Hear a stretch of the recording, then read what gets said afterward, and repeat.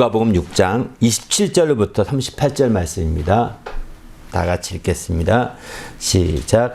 그러나 너희 듣는 자에게 내가 이르노니 너희 원수를 사랑하며 너희를 미워하는 자를 선대하며 너희를 저주하는 자를 위하여 축복하며 너희를 모욕하는 자를 위하여 기도하라. 너희의 이뺨을 치는 자에게 젖뺨도 들려대며 너희의 겉옷을 떼앗는 자에게 속옷도 거르하지 말라. 내게 구하는 자에게 주며 내 것을 가져가는 자에게 다시 달라 하지 말며 남에게 대접을 받고자 하는 대로 너희도 남을 대접하라. 너희가 만일 너희를 사랑하는 자만을 사랑하면 칭찬받을 것이 무엇이냐. 죄인들도 사랑하는 자는 사랑하느니라. 너희가 만일 선대하는 자만을 선대하면 칭찬받을 것이 무엇이냐. 죄인들도 이렇게 하느니라.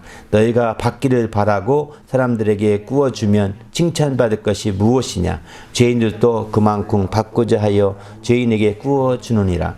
오직 너희는 원수를 사랑하고 선대하며 아무것도 바라지 말고 구워주라. 그리하면 너희 상이 클 것이요 또 지극히 높으신 이의 아들이 되리니 그는 은혜를 모르는 자와 악한 자에게도 인자하시니라. 너희 아버지의 자비로우심 같이 너희도 자비로운 자가 되라. 비판치 말라.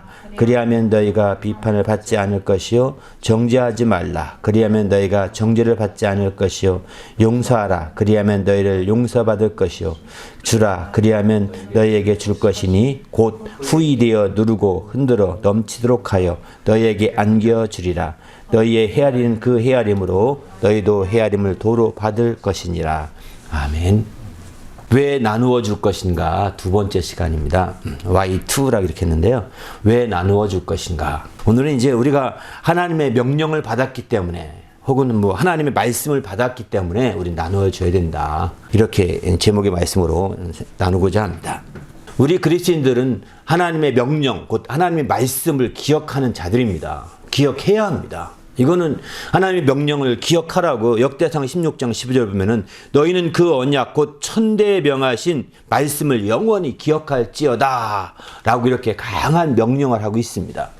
이렇게 정말 하나님 말씀을 기억하라는 겁니다. 기억할지어다 라고 이렇게 표현하고 있습니다. 그만큼 우리는 하나님 말씀을 기억하는 그런 성도가 되어야 그 말씀이 우리 속에 새겨진 거, 신비라고 표현하죠. 마음속에 새겨진 말씀을 이렇게 신비에 새겨지고 그 말씀이 속에서 역사하게 되는 거거든요. 바로 그 말씀이 기억되지 않으면 우리는 아무 기준이 없기 때문에 세상의 지식과 교훈을 따라서 왔다 갔다 하기 때문에 혼란에 빠질 수가 있습니다. 하지만 하나님 말씀이 기억되고 그 말씀을 따라가게 되면 혼란이 없이 더욱더 하나님을 기쁘시게 할 수 있는 거죠. 더구나 지난주에도 말씀 나눴지만은 사도행전 20장 35절 보게 되면은 주 예수께서 친히 말씀하신 바 주는 것이 받는 것보다 복이 있다 하심을 기억하여야 할지니라 이렇게 표현하고 있습니다. 주는 것이 받는 것보다 복이 있다는 거예요. 더 복이 있음을 기억하라 이렇게 말씀하고 있지 않습니까? 지난주에도 이 말씀을 일부만 말씀드렸는데 이렇게 기억할 것을 권하고 있는 거죠. 우리도 이제 주님이 말씀하신 말씀들을 확실히 기억하시고 중심에 두시고 나아가는 성도가 되시길 바랍니다. 이에 기억한다는 반대말은 잊지 말라는 건데 제가 독특해서 성경 읽다 보니까 신약에 잊지 말라고 한 3가지가 나오더라고요. 여기 이제 3가지는 이렇게 얘기합니다. 히브리서 13장 16절부터 보게 되면은 이제 오직 선을 행함과 서로 나누어 주기를 잊지 말라. 이 같은 제사는 하나님을 기쁘시게 하느니라. 이렇게 말씀하고 있거든요. 오직 선을 행함과 서로와 나누어 주기를 잊지 말라는 거예요. 이걸 기억하라는 거죠. 우리가 계속해서 나누는 올 한 해 표어가 나누어 주자라는 그 중심 주제 나누고 있는데 그래서 오늘 또 이제 왜 나누어 줄 것인가 두 번째 시간 나누고 있거든요. 그런 측면에서 이제 이렇게 나누어 주는 것을 기억하라는 거예요. 어떻게 나누어 주느냐? 이제 히브리 13장 2절에 보게 되면 손님 대접하기를 잊지 말라 이렇게 말하고 있습니다. 나누어 주되 손님 대접하는 것을 잊지 말라는 거예요. 이거를 기억해 두라는 거예요. 그 뒤에 말씀에 보면은 이제 바로 부지 중에 손님을 대접하다가 천사를 섬길 수가 있다라고 이제 아브라함과 롯을 얘기하면서 빗대서 그렇게 얘기하고 있죠. 부지 중에 천사까지 대접한다는 거예요. 히브리서 같은데 천사를 굉장히 귀하게 여기죠. 그래서 정말 이처럼 손님 대접한 거 잊지 말라라고 이렇게 강조하고 있습니다. 베드로 후서에 보게 되면 3장 8절에 보면 이런 말씀도 합니다. 사랑하는 자들아, 주께는 하루가 1000년 같고 1000년이 하루 같다는 이 한 가지를 잊지 말라, 이렇게 말하고 있습니다. 이 표현 왜 그랬을까? 어떻게 앞뒤 말씀과 나누어 주라는 말씀과 연결시킬 수 있을까? 이렇게 생각을 해봤는데요. 바로 1000년이 하루가 1000년이 같은 이 한 가지를 잊지 말라는, 하나님의 시간을 잊지 말라는 거거든요. 사람의 시간은 1000년이 1000년이고 하루는 하루잖아요. 하나님의 시간으로는 1000년이 하루가 1000년 같은 거예요. 우리 인간의 시간은 내일이 지구의 종말이 온다 하더라도 우리는 하루밖에 안 남잖아요. 내일 오면. 그죠? 그럼 우리는 다 포기하고, 야, 먹자, 즐기자, 마시자, 시커 배 터지게 먹거나 죽자, 이러고 말 겁니다. 이게 인간의 속성 아니겠습니까? 그런데 하나님은 하루가 1000년 같다는 거예요. 그러므로 그 하루 남았다 하더라도 하루라도 나누어주고 하루라도 손님 대접하기 힘쓰라는 거예요. 성경은 그런 얘기 있지 않습니까? 어떤 사역자 과부가 이제 하도 가물어서 마지막 한 끼밖에 먹을 게 없는 거예요. 그래서 자기와 아들 독자가 같이 먹고 죽으려고 막판 나무 죽고 있는데 갑자기 하나님의 사람이 다 가까이 옵니다. 그러더니 뭐 먹을 게 없느냐라고 이렇게 묻습니다. 그러니까 굉장히 마음이 황당하죠. 예, 우리는 마지막 먹고 죽을 판인데 이제 이게 마지막인데 좋습니다. 하나님의 사람 당신이 구하니 내가 드리고 우리는 안 먹고 우리는 죽죠. 뭐 하고 그냥 섬기는 거죠. 이랬더니 오히려 더 먹을 것이 계속 나와가지고 넘치게 되지 않았습니까? 이런 역사가 이제 성경에 이렇게 기록된 거 본다면 바로 이런 거죠. 하루가 1000년 같고 1000년이 하루 같다 하더라도 우리는 그 남은 시간을 생각해서 그냥 이거 이 정도 내가 다 헤쳐버리지, 이게 아니라는 거예요. 할 수만 있다면, 기회만 된다면 더 열심히 나누어지고 실수하는 것이 성경의 기본적인 얘기고 또 신약에서 강조하고 잊지 말라고 강조하는 내용들입니다. 이런 측면에서 볼 때 우리가 적극적으로 이렇게 하나님 말씀을 기억하고 그 말씀, 특별히 잊지 말라고 하신 말씀들을 기억하면서 잊지 말고 이렇게 주의 말씀대로 나누어 줄 수 있는 그런 성도가 되시기를 예수님의 이름으로 부탁을 드립니다. 할렐루야. 이렇게 해서 하나님 말씀을 기억하게 되면 우리가 어떤 축복이 있을까요? 하나님 말씀을 기억하면 기억할수록 더 믿음이 생겨진다는 것입니다. 그 기억하면 기억할수록 요한복음 2장 22절 보게 되면은 죽은 자 가운데 살아나신 후에야 제 아들이 이 말씀하신 것을 기억하고 성경과 예수께서 하신 말씀을 믿었더라, 이렇게 말하죠. 바로 하나님 말씀, 주님이 말씀하신 것을 기억하고 성경과 예수에 대한 것을 믿게 되는 거죠. 기억하지 못하면 믿을 수가 없는 겁니다. 어느 누구든 간에 기억이 돼서 믿게 되는 거죠. 여러분, 어느 날 갑자기 생각하지도 않는데 말씀이 이렇게 기억이 났습니다. 그러면 그건 믿어지게 됩니다. 그 말씀은요. 내가 억지로 외운 말씀이 아닌데 그 말씀이 어느 날 이렇게 성경을 문득 읽고 가만히 누워있는데 말씀이 툭 떠올랐어요. 생각이 났습니다. 기억이 났어요. 이런 말씀은요, 믿음이 되어지기 쉽습니다. 이렇게 그래서 자꾸 여러분이 그렇게 생각 안 했는데도 생각이 나는 건 당연하겠지만 자꾸 이렇게 생각하고 기억하려고 하라는 거죠. 그럴 때에 그 말씀을 더 확실하게 믿을 수 있는 기회가 열리는 거거든요. 왜 믿음이 없다? 난 믿음이 없어요. 이렇게 말할 것이 아니라는 거죠. 자꾸 주님이 기억하라 하신 말씀을 기억하고 생각하고 자꾸 이렇게 하다 보면 그게 믿음이 되는 거죠.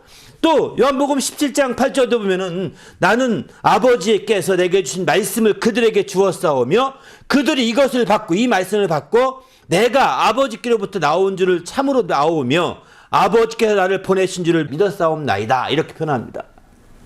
바로 내가 아버지께 내게 주신 말씀을 그들에게 주었는데 그들이 그 말씀을 받고 나를 믿게 됐다는 거예요. 한마디로 말해서. 그렇습니다. 하나님 말씀을 통해서 하나님 말씀을 받고 그 말씀을 기억하게 되면 그 말씀을 통해서 우리가 믿음이 더 생기게 되는 거예요. 자꾸 설교 들으라 이런 말씀도 하고 성경 공부 자꾸 하라 이런 말씀도 하고 성경을 많이 읽어라 이런 말씀 하는 이유가 뭐냐면 다른 것이 아닙니다. 말씀을 자꾸 기억하게 하려는 거거든요. 이렇게 기억하면 기억할수록 더욱더 믿음이 더 커지고 믿음이 성장하고 믿음이 더 풍성해지기 때문입니다. 우리도 하나님 말씀을 통해서 확실히 기억함으로 말미암아 믿음을 가지는, 믿음이 더 풍성해 성장하는 그런 성도가 되시기를 부탁드립니다. 할렐루야. 이렇게 확실한 믿음을 우리가 얻기 위해서 하나님 말씀을 온전히 기억해야 되는데 이제 그렇게 기억해서 그 말씀을 체험해야 하는 거죠. 그런데 이렇게 체험하게 되는데 이렇게 필요한 것이 있습니다. 이렇게 하기 위해서는 데살로니가서 2장 13절 이런 말씀을 합니다. 바로 너희가 하나님 말씀을 받을 때에 사람의 말로 받지 아니하고 하나님 말씀으로 받음이니 진실로 그러하도다 이렇게 표현하죠. 바로 이 말씀이 믿는 자 속에서 역사하느니라 이렇게 표현하고 있습니다. 이처럼 이제 하나님 말씀을 우리가 온전히 그 말씀을 기억해서 그 말씀이 나의 믿음이 확실하게 되기 위해서 꼭 필요한 것 중에 한 가지가 하나님 말씀을 받는 것이죠. 그런데 그 말씀을 받을 때 어떻게 받느냐? 사람의 말로 받지 아니하고 하나님 말씀으로 받는다는 것입니다. 사람의 말로 받는다는 것은 무슨 뜻이냐면 사람의 교훈이나 사람의 깨달음으로 끝나서는 안 된다는 거죠. 사람의 논리적인 이해로 끝날 문제가 아니라 그 말씀이 하나님의 그 권세 있는 말씀으로 우리가 받아들여야 된다는 거죠. 이렇게 권세 있는 말씀으로 받아들이게 되면 요한복음 10장 30분 이렇게 말씀하죠. 하나님 말씀을 받은 자를 신이라 하였거늘 이렇게 표현하지 않습니까? 신적인 권위가 있다고 합니다. 영적인 권위가 있는 말씀이거든요. 그 말씀을 그대로 우리가 받을 수 있을 때 그게 믿음이 드는 거죠. 바로 그렇지 않고 이제 하나님 말씀을 받더라도 사람의 말로 이해하고 받으면 소용이 없는 거죠. 예를 들면 성경 말씀을 인용해서 어떤 사람들이 말을 합니다. 근데 유명한 학자들이 또는 유명한 철학자들이 성경 말씀 인용해서 말하는 걸 많이 들을 겁니다. 사실 그분들이 설명하는 거 보면 잘 이해가 되죠. 깊이 이해가 됩니다. 제가 좋아하는 그런 믿음이 없지만 김용욱 김용욱이라는 사람이 있습니다. 그분 성경 요한복음 강에서 한번 여러분 들어본 적이 있는지 모르지만 기가 막히게 풀어 얘기합니다. 물론 영적인 면은 깊이가 날지 모르지만 참 이해되게 많이 얘기하거든요. 그런데 그런 식으로 하는 것은 사람의 말을 받기 쉬운 거죠.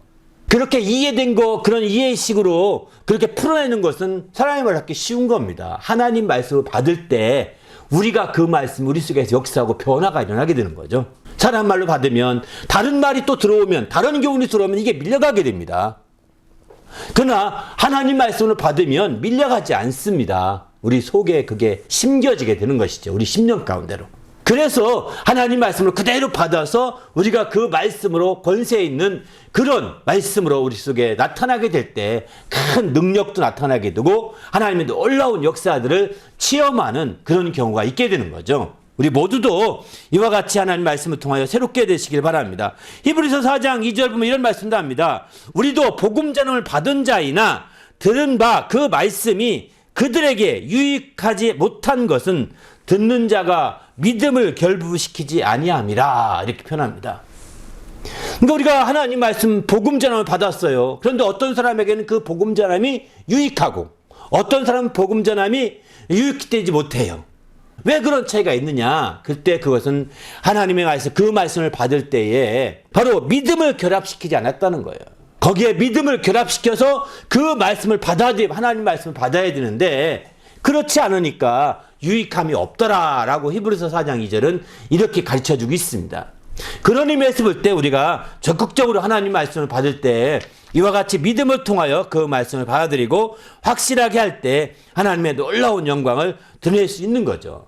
우리 모두도 이제 하나님 말씀을 권위 있는 하나님 말씀으로 받아들이는 성도가 되시길 바랍니다. 그럴 때 우리가 그 말씀이 체험이 되고 그 말씀의 권세가 정말 권세로 말미암아 우리가 온전히 변화될 수 있는 그런 심령이 되게 되거든요. 그래서 사람의 이치, 사람의 이해, 사람의 논리로 이해가 안 될지라도 하나님 말씀에 대한 권위를 두고 그 말씀을 크게 우리가 생각할 필요가 있는 거죠. 그래서 그 말씀이 기록되어 있는 이 성경을 우리는 귀하게 봐야 됩니다. 다른 성경과 다른 책과 똑같이 취급해서는 안 되는 거죠. 우리가 들고 있는 성경 한 권이 다른 수십 권의 책과 똑같은 비율로 우리가 생각한다면 우리는 믿음을 가질 수가 없습니다. 그것은 하나님 말씀으로 받아들이지 않고 다른 사람의 말로 받아들이는 거거든요. 여러분 도서관에 수십만 권의 책이 있지만 그런 책을 이제 책 중에 한 권으로 볼 것인가 성경을 수십만 권의 책을 다 합한 것보다 더 위대한 성경으로 볼 것인가 이게 바로 믿음의 차이가 있는 겁니다. 바로 성경을 통해서 그 수십만 권의 책은 우리가 몰라도 이 성경 하나가 더 큰 권위가 있고 더 큰 위력이 있고 힘이 있다는 것을 믿는 거죠. 바로 그렇게 믿을 때 성경에 있는 하나님 말씀을 받을 때 하나님 말씀 그대로 받을 수 있고 그 말씀이 믿는 자 속에서 크게 역동하게 되어 있는 겁니다. 우리도 하나님 말씀이 우리 속에서 역사하고 역동함으로 새롭게 되시길 바랍니다. 이런 역사함과 역동함이 없기 때문에 우리가 수년 동안 말씀을 들어도 변화가 안 일어나는 거거든요. 이것은 바로 우리 마음에서 벌써 설교를 듣고 있고 성경을 공부하고 있고 성경을 읽고 있어도 사람의 말로 받고 사람의 귀로 이해하고 사람의 눈으로 보고 사람의 감각으로만 생각하고 있기 때문에 그런 거거든요. 그것이 아니라 믿음을 화합해서 믿음을 결부시키되 하나님 말씀으로 그대로 받아들여야 되는 거죠. 이 말씀은 진리의 말씀이다. 이 말씀은 세상의 어떤 교훈보다도 더 위대한 것이다. 그래서 여러분 성경에 이렇게 말씀하죠. 우리가 속담에 7번 넘어져서 8번째 일어난다. 7전8기를 많이 얘기하지 않습니까? 그런데 똑같은 얘기가 성경에도 있습니다. 의인은 7번 넘어져도 8번째 일어나느니라. 잠언에 나온 말씀이거든요. 이렇게 그 잠언 나온 말씀을 붙들고 우리는 사는 자들이에요. 7전8기라고 하는 세상 교훈을 붙들고 사는 자가 아니라는 겁니다. 7.8기라고 하는 세상 교훈을 붙들고 사는 자들은 사람의 말로 받기 쉬운 거죠. 뭐 성경 똑같네, 뭐 다 똑같네 이렇게 생각하는 거죠. 그러나 우리는 똑같은 게 아닙니다. 그 말씀을 아무리 애워도 그것은 사람의 말로 받아들이면 우리 속에서 역동하고 역사하는데 한계가 있는 거죠. 다 잊혀지게 됩니다. 다른 교훈이 오게 되면. 그러나 이제 잠언의 그 말씀을 우리가 기억하고 이건 하나님이 우리에게 주신 말씀이라고 안다면 그 말씀이 우리 속에서 역동하고 역사하여서 어떤 좌절과 어려움이 있더라도 능히 극복하고 일어설 수 있는 큰 힘을 얻게 되는 거죠. 그래서 우리가 그 말씀 때문에 큰 변화가 일어나고 새롭게 될 수 있는 길들이 열리게 되는 겁니다. 우리 모두도 이제 사람의 말로 받지 마시고 하나님 말씀으로 받아서 그 말씀에 믿는 자 속에서 역동하는 귀한 성도가 되시기를 예수님의 이름으로 축원합니다. 할렐루야. 그런데 그러면 어떻게 이 말씀을 받을 것이냐? 성경에 몇 가지 그런 지혜를 배울 수 있습니다. 야고보서 1장 21절 보게 되면은 마음에 심어진 말씀을 온유함으로 받으라 이렇게 말합니다. 마음에 심어진 말씀을 온유함으로 받으라. 야고보 1장 21절에. 바로 말씀을 마음에 이미 떨어진 말씀이 많이 있는데 그런 말씀을 온유함으로 받으라는 거예요. 여기서 온유함이라는 건 무엇일까요? 말씀이 싹이 틀 수 있도록 자기를 비우라는 겁니다. 사실 쉽게 말해서 온유함이라는 것은 자기를 비우는 것입니다. 겸손은 자기를 낮추는 거지만 온유함은 자기를 비우는 거거든요. 말씀이 우리 속에 수많은 말씀이 떨어졌습니다. 우리는 지금 기억 못해도 그 말씀이 지금 우리 속에 있다가 어느 날 그 말씀이 싹이 트기 시작할 겁니다. 바로 온유함으로 마음에 심어진 말씀을 받아야 되는데 온유함으로 받지 못하고 그냥 온갖 잡동사니 속에서 그 말씀이 머물러 있으니까 싹이 안 나는 거예요. 돌짝밭같이 아주 복잡한 땅에 있으니까 싹이 안 나는 거. 마른 땅이니까 안 나겠죠. 싹이 난다 하더라도 겨우 뿌리 좀 내렸다가 말라 죽고 마는 그런 결국이 되는 거죠. 그래서 우리는 우리 심령 가운데 뿌려진 하나님 말씀, 심겨진 하나님 말씀이 정말 온전히 싹이 나고 성장하고 이렇게 해서 열매 맺도록 하기 위해서 무엇보다도 온유함으로 그 말씀을 받아야 되는 겁니다. 데살로니가전서 1장 6절은 이제 성령의 기쁨으로 말씀을 받아야 된다 이렇게 표현하고 있습니다. 성령의 기쁨으로 하나님 말씀을 받는, 다시 말해서 우리의 의지와 우리의 지식과 지혜, 우리의 정말 뜻으로만 받아들이는 것이 아니라 성령이 함께 역사하는 가운데 그 말씀을 받아들일 수 있어야 된다는 거죠. 항상 그래서 하나님 말씀을 들을 때마다 성령의 기쁨으로 받을 수 있도록 성령의 기쁨의 역사가 이어지게 해달라고 계속 기도할 필요가 있는 거죠. 우리가 성경 공부할 때든 또 말씀을 들을 때든 또 성경 읽을 때든 항상 성령의 인도를 받으려고 성령으로 인도해 주셔서 이 말씀을 읽게 하시고 성령이 역사해 주셔서 그 말씀을 공부하게 하시고 성령이 역사해 주셔서 그 말씀을 듣게 해 주십시오라고 늘 성령이 함께 동반되도록 이렇게 기도하셔야 되는 거예요. 그래서 그렇게 될 때 드디어 우리와 주를 본받는 자가 되었다라고 이렇게 데살로니가전서 1장 6절은 이렇게 말씀하고 있습니다. 그 외에도 이제 사도행전 10장 11절 보게 되면은 바로 간절한 마음으로 말씀을 받고 이렇게 표현합니다. 그게 그런가요? 성경을 상고했다라고 이렇게 표현하고 있는데요. 이처럼 간절한 마음으로 말씀을 받을 필요가 있는 거죠. 또 성령이 역사하는 성령 역사에 필요하고 우리도 우리 자신의 마음가짐 속에서는 간절한 마음이 필요하다는 거예요. 이거 필요 없는데 들어봤자 또 다 잊어버렸을 텐데 무슨 소용이 있어? 라고 이런 식으로 말씀을 대하게 되면 소용이 없다는 겁니다. 정말 이 말씀 없으면 안 돼. 이 말씀을 간절한 마음으로 그 말씀을 받고자 하는 거죠. 성령에게만 다 떠넘기고 성령이 알아서 해줄 테니까 난 가만히 있으면 돼. 이건 아니라는 거죠. 성령이 역사해 주는 것은 그건 기도할 건 기도하고 또 아울러서 나의 간절한 마음으로 그 말씀을 받고자 하는 이런 마음들이 함께 있을 때 우리는 하나님 말씀을 온전히 받을 수 있게 되고 그 말씀이 마침내 이제 우리 속에서 크게 역사하게 되는 거죠. 오늘 우리가 제목이 뭐냐면 왜 나누어 줄 것인가? 말씀을 받았기 때문이다 라고 이렇게 말씀을 드리는 겁니다. 근데 말씀이 없어서 지금 못 나눠주는 게 아닙니다. 말씀을 제대로 못 받았기 때문에 안 나눠주는 거죠. 말씀을 제대로 받고 말씀을 정말 우리 속에서 크게 역동하고 있으면 가만히 있을 수가 없는 거죠.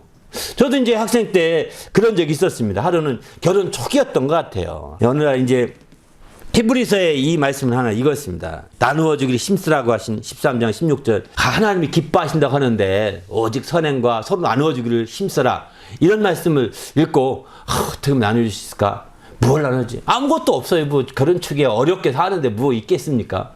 더구나 저는 전도사였기 때문에 전도사는 가난하게 유명합니다. 일반적으로. 그런데도 불구하고 고민하다가 왜 이게 적용이 돼야 되잖아요. 적용이 안 되면 이거 말씀은 알지만 적용이 안 되고 실천이 안 되면 아무 성이 없는 거예요. 그래서 어떻게 실천할 수 있을까 하다가 하루는 이제 우리 집사람이 부탁을 했어요. 감자 좀 한번, 고구마 좀 한번 쪄달라고. 그때는 뭐 시골에서 고구마가 많이 있었거든요. 그래서 그 고구마 쪄줘서 그거 가지고 가서 이제 간증하면 오늘 내가 이 말씀을 큐티했는데 이 말씀 때문에 고구마를 쪄왔다. 그랬더니 얼마나 기뻐하는지 이루 말할 수 없더라. 그 뒤에는 고구마 하면 그 생각이 떠올라. 이 말씀이. 이해되시죠? 그렇게 말씀을 실천하게 되면 그게 생각이 납니다. 그게 기억이 나면서 나로 하여금 큰 행복을 가져오게 하죠. 말씀을 실천하지 않으면 기억도 없어요. 그 말씀 어디 있었지? 왜 그러지? 이런 식이죠. 응? 말씀을 받긴 받았어요. 그런데 그 말씀이 역동하지 않습니다. 그저 사람 말로 받고 끝났기 때문입니다. 하나님 말씀으로 그 말씀을 받아들였다면 속에서 역동해서 막 뭔가 어떻게든 간에 적용하려고 하고 어떻게든 간에 실천하려고 하고 이런 게 생기거든요. 그런 마음들이요. 그렇게 해서 움직이고 실천해 보게 되면 그게요. 말씀 한 구절에 실천 한 가지가 되어서 실행해 보면 간증거리가 생기는 거거든요. 그때부터는 그 말씀이 내 것이 되는 겁니다. 억지로 했어도요. 그래서 저도 이제 이 말씀 읽을 때만 늘 생각이 나는 거예요. 학생 때니까 한 20년, 30년 전인가요? 이렇게 되죠. 30년 전 얘기니까. 정말 30년 전에 했던 얘기 지금도 생생하게 얘기하고 할 수 있다는 거 얼마나 감사합니까? 여러분 마찬가지입니다. 저만이 아닙니다.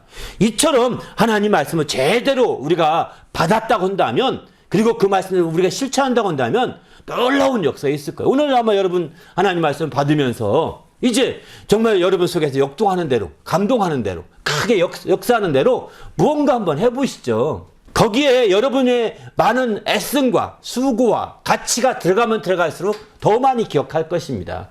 저는 그저 시골에서 가져온 한 박스 가져온 고구마 그 고구마가 있길래 돈이 안 들면서도 우리 집사람이 부탁해서 했던 그것밖에 없었지만 그러나 여기에 그렇게 하기 위해서 더 많은 가치가 투자됐다 하면 더 기억하죠. 잊어버릴 수가 없죠. 이렇게 우리가 적극적으로 우리가 움직인다는 것은요. 이렇게 말씀 역사에서 움직인다는 것은 아주 정말 그 큰 행복을 가져오는 지름길입니다. 그러기에 우리가 하나님 말씀을 받은 자요. 또 우리가 하나님의 명령을 받은 자로서 그 명령에 그대로 준행해서 우리는 나누어 줄 필요가 있다는 거죠. 오늘 이제 말씀의 결론이기도 한 말씀입니다. 그렇기 때문에 주님 안에서 적극적으로 말씀을 받은 것이 들은 것으로 끝나지 않고 성경이 말씀하잖아요. 말씀을 듣고 지키는 자라야 복이 있다 이러지 않습니까? 요한계시록 1장 3절 말씀도 이 예언의 말씀을 읽고 듣고 그것을 기록한 것을 지키는 자에게 복이 있다 이렇게 말씀한다고요.